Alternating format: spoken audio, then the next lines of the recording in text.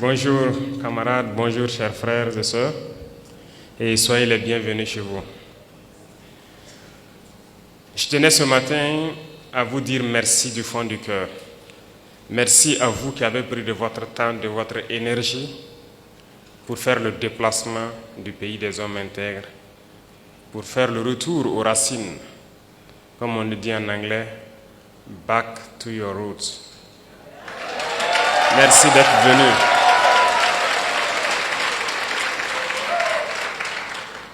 Vous nous avez fait preuve de fraternité, vous nous avez fait honneur et je prie Dieu qu'il continue à vous bénir tous, à vous donner la santé, la force nécessaire de pouvoir continuer à revenir à vos sources. Parmi vous, il y a des personnes âgées, très âgées, qui malgré le poids de l'âge, ont fait le déplacement avec vous. Je vous dis infiniment merci du fond du cœur et que Dieu continue à vous réconforter.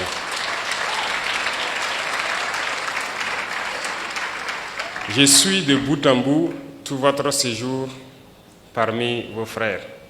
Chaque soir à la télévision, j'essaie de voir quelles sont les activités que vous avez eu à mener. Et je peux avouer que je suis très content de tout ce que vous avez déjà pu découvrir. Mais je prie Dieu que le temps soit encore de notre partie et que vous puissiez revenir et pouvoir découvrir beaucoup plus de choses à travers le Burkina Faso. Certes, beaucoup ont été déconseillés de venir vers le Burkina. Vous êtes nos ambassadeurs désormais. Et je pense que vous êtes les mieux placés pour aller faire comprendre aux autres que le Burkina Faso est loin de ce que ces médias occidentaux essaient de faire peindre aux yeux du monde. Le Burkina est bien fréquentable, le Burkina résiste, le Burkina tient debout et le Burkina vit. Et merci à vous de prouver cela aux yeux du monde.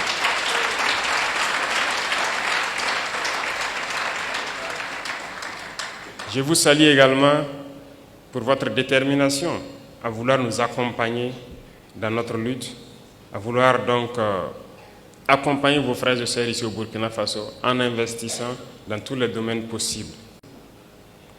J'en ai échangé avec le Premier ministre rien que hier sur la carte de résident permanent. Certes, nous avions mis des conditions d'acquisition de la carte, mais aussi d'autres conditions financières. Mais nous avons décidé de lever la condition financière en ce qui vous concerne pour que vous n'acquisiez.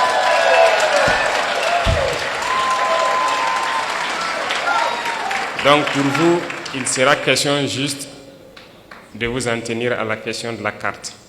Donc toutes les autres conditions, vous serez exemptés. Et merci à vous d'ouvrir le pas pour tous ceux qui souhaitent donc prendre cette carte et pouvoir investir et rester au Burkina. Ceci dit, le Burkina Faso est un pays en pleine construction. Et je pense que beaucoup d'opportunités vous ont été présentées. Il y a encore beaucoup d'autres opportunités. Déjà la question de la radio et de la télévision, je puis aussi vous assurer que je ferai tout pour accompagner la création d'une telle radio ou d'une telle télévision ici au Burkina Faso.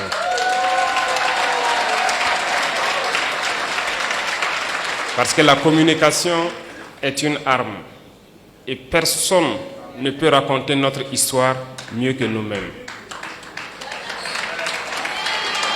Pendant longtemps, c'est eux qui ont raconté ce qu'ils voulaient de l'Afrique. C'est eux qui ont raconté ce qu'ils voulaient de l'homme noir. Mais non, il est temps que nous disions non à cela et que nous racontons les choses telles qu'elles sont. Et je vous encourage à pouvoir poursuivre ce projet que nous allons beaucoup accompagner. Le Burkina Faso est en construction. Nous avons commencé à changer beaucoup de nos lois pour permettre un meilleur vivre ensemble, mais aussi pouvoir sécuriser les investissements des Burkinabés et de tous ceux qui voudront venir investir au Burkina Faso. Quand on prend le domaine de l'immobilier, par exemple, c'est un domaine en pleine expansion au Burkina Faso. Nous prenons le domaine de l'agriculture et de la transformation agricole, notamment l'industrie agroalimentaire.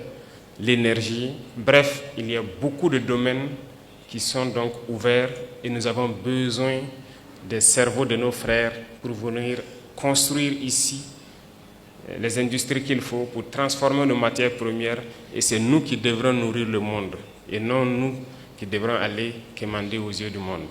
Et c'est bien possible que l'Afrique nourrisse le monde. Et donc je vous invite à pouvoir réfléchir, vous mettre ensemble peut-être, mais je vous assure que nous allons vous accompagner pour pouvoir investir dans des domaines clés au Burkina Faso qui peuvent vous être bénéfiques et bénéfiques à tous vos frères ici. Et ça, c'est l'essence même de notre lutte.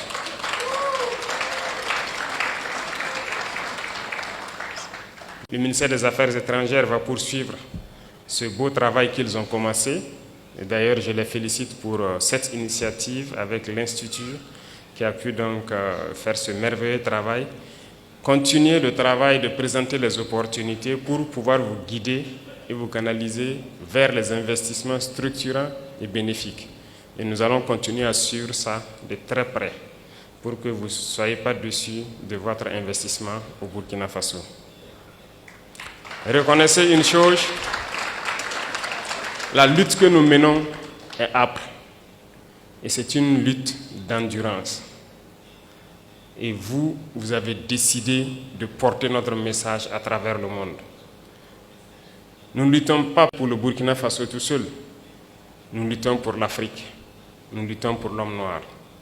Nous luttons pour la dignité de l'Afrique. Nous luttons pour le bien-être de nos populations. Et qui lutte pour la dignité et le bien-être de sa population a aussi quelque chose en cœur. Nous sommes de tout cœur avec tous les peuples qui luttent pour la justice, pour l'égalité, pour le bien-être. Et nous sommes amis à tous les peuples qui nous respectent et qui respectent notre souveraineté et notre dignité. Et merci à vous d'accompagner donc ce combat que nous menons. Il est très difficile de mener ce type de combat. Et je sais que vous le savez mieux que moi. Voir l'Afrique se réveiller, c'est un cauchemar pour certains. Mais pourtant, l'Afrique est en train de se réveiller. Et l'Afrique va se réveiller.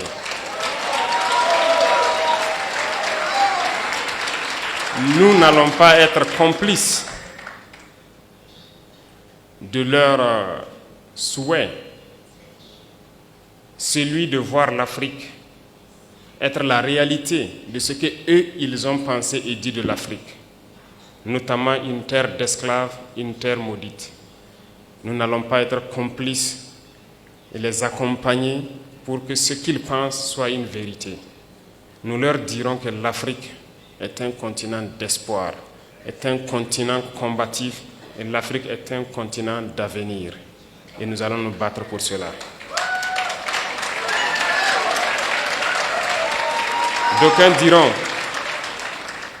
D'aucuns diront que c'est impossible pour l'Afrique de rattraper le retard, de se réveiller. On nous l'a dit lorsqu'on a voulu prendre le destin de notre pays, qu'il est impossible de faire ce que nous voulons. D'autres nous ont découragés. Ils ont toujours pris des exemples de héros africains qu'ils ont tués pour nous dire que ces héros ont essayé mais ils n'ont pas pu. Pour nous faire comprendre que c'est une peine perdue notre lutte. Mais nous avons dit que impossible n'est pas africain. Si impossible était africain, nos grands-parents, nos ancêtres ont beaucoup souffert. Il n'y a pas ce peuple au monde qui a souffert comme les Africains. Aucun peuple ne peut prétendre pouvoir survivre après toutes les épreuves que les Noirs ont subies. On se rappelle que ce soit les colonisations, l'esclavage, les conquêtes arabo-musulmanes ici, les Africains ont connu toutes sortes d'humiliations, toutes sortes de traitements qui visent à nous exterminer. Ils ont voulu faire disparaître le gène du noir parce que c'était les jeunes braves qu'ils ont toujours pris, tués et déportés. Donc l'Africain est le plus résistant de l'histoire de l'humanité. parce que nous avons résisté à toutes les barbaries possibles. Mais il faut qu'aujourd'hui, nous continuions la lutte. Et voilà pourquoi, moi je vous dis encore merci pour ce combat que vous menez. Parce que le continent souffre encore. Regardez ce qui se passe au Soudan. On extermine les frères noirs. Regardez ce qui se passe au Congo. Regardez ce qu'ils sont en train de s'aimer dans le Sahel. Un peu partout, ils manipulent les noirs pour qu'on s'entretue. Ils envoient les armes et on continue de s'entretuer. Il faut que cela s'arrête. Et c'est bien possible. Et la première chose, la première arme que nous pouvons utiliser, que vous pouvez utiliser, c'est la communication. C'est d'expliquer aux Noirs d'où il vient et qui il est et où est-ce qu'on peut partir. Et c'est bien possible et je vous félicite, je vous encourage dans ce combat. Il faut que partout où des Africains se retrouvent, il faut que nous comprenions une chose. Seuls unis, nous pourrons aller loin. Et il faut que nous arrivions à nous unir d'une manière ou d'une autre. Et cela incombe plus à la jeunesse aujourd'hui, mais aussi aux anciens, qui doivent pouvoir expliquer à la jeunesse ce qu'ils ont vécu hier et comment nous devons nous comporter aujourd'hui pour pouvoir nous unir.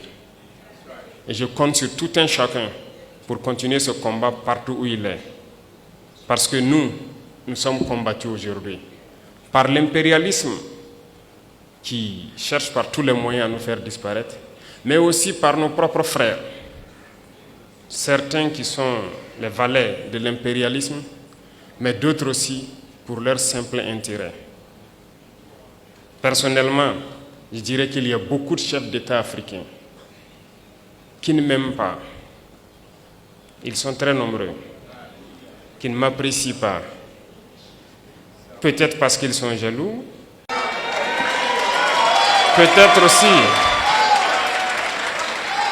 peut-être aussi, je suis un danger pour leur maître. Quoi qu'il en soit, moi je ne les en veux pas. Et ils font semblant. Lorsque les gens les croisent, ils font semblant de m'aimer.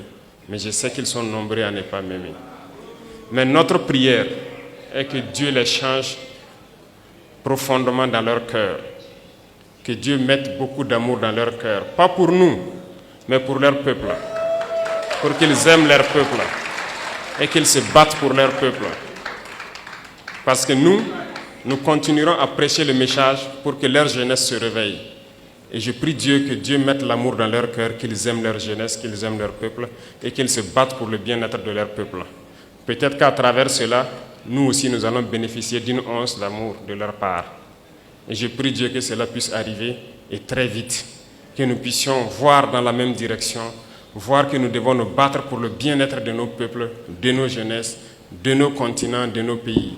Et à travers cela, il n'y a pas de choix, on va s'unir.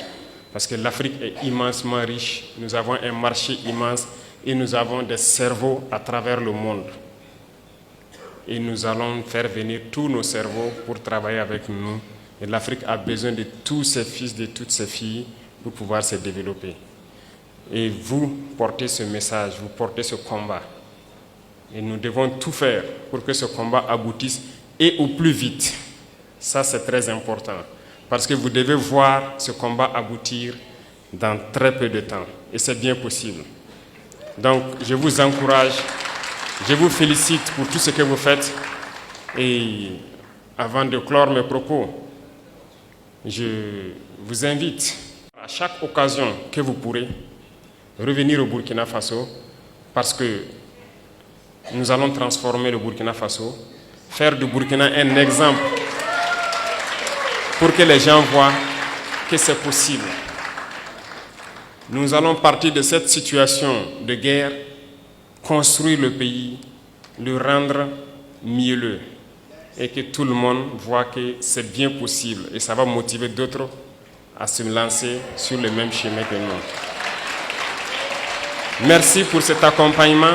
Merci pour cette chaleur que vous êtes venus nous donner. Merci pour l'amour que vous êtes venus nous donner. Et je prie Dieu que vous retournez tous sains et saufs et que vous revenez chez vous au Burkina Faso, investir et vivre paisiblement quand vous le souhaitez. Merci beaucoup à tous. Que Dieu vous accompagne, que Dieu vous bénisse. La patrie ou la mort, nous vaincrons.